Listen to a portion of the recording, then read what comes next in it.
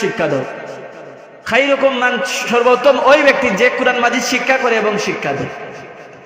কিন্তু আজকে আমাদের সমাজে বেজাগ হবেন না, হক কথা বলতেই হবে। কুলিল হক ওয়ালাউ কানা মুররান, যদিও তা তিক্ত হয়। কিন্তু আজকে আমাদের সমাজে বাচ্চাদেরকে কোরআন শিক্ষা দেয় না।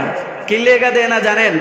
যদি এটারে কোরআন শিক্ষা দেয়, মাদ্রাসায় পড়াই, তাইলে এটা হয়তো মেসাব হই, হাফিজ হইব বা মৌলানা হইব বা মসজিদের মুয়াজ্জিন হইব বা ইমাম হইব। আর যদি মুয়াজ্জিন হয় তাহলে বেতন তো 2000, বেশি হইলে 3000।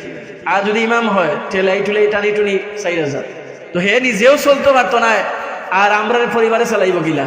এর লাগে সন্তানদের দিনই শিক্ষা দেয় না, নিয়ে কিন্ডার গার্ডেনে ভর্তি করায়। আর কিতা পড়ায়? হাট্টিমা টিম টিম, তারা মাঠে পারে ডিম। হাট্টিম পুরুষ কখনো ডিম পারেনি। আচ্ছা, মুরগা কখনো ডিম পারেনি। তাহলে এইগুলো তো অহেতুক বিভ্রান্তি শিক্ষা, ওতে অজগর আসছে ধীরে। এই কথার কি কোনো মূল্য আছে? ওতে অজু যদি পড়তো যে অজু করলে গুনাহ মাফ হয়, সওয়াব হয়, তাহলে না ফায়দা হতো।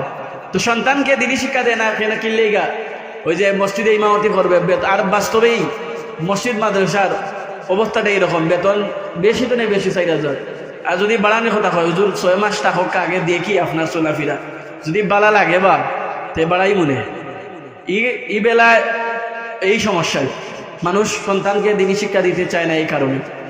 আর মসজিদে ইমাম বেটাও পড়ছে বিপদে, ইমামতি যার নাই কোনো গতি হে করে ইমামতি।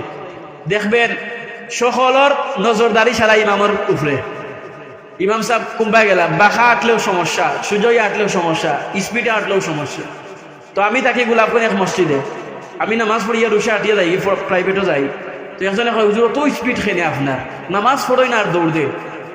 আমি কইলাম, বা স্পিডে আটলে তো শরীরের ফায়দা হইব, শরীরের চর্বি এগুলা দূর হইব, আর নামাজ পড়ানোর পরে যদি আমি যাই গেলে সমস্যা নাই। কিন্তু মানুষের একটা সমস্যা, খালি ইমাম আর মুয়াজ্জিনের পিছে কুচানি, এটা মানুষের কালচার। শয়তান মানুষের পিছে কিভাবে কুচায়? মসজিদের ইমাম সম্মান, আপনি মনে করবেন না আপনার চাকর আর আপনার হাতে, উনি আল্লাহর ঘরের মেহমান। আমার নবী ইমাম ছিলেন, ইমামের কত সম্মান। কিন্তু আজকে দেখবেন মানুষ, আগেই বললাম না, দিনী শিক্ষা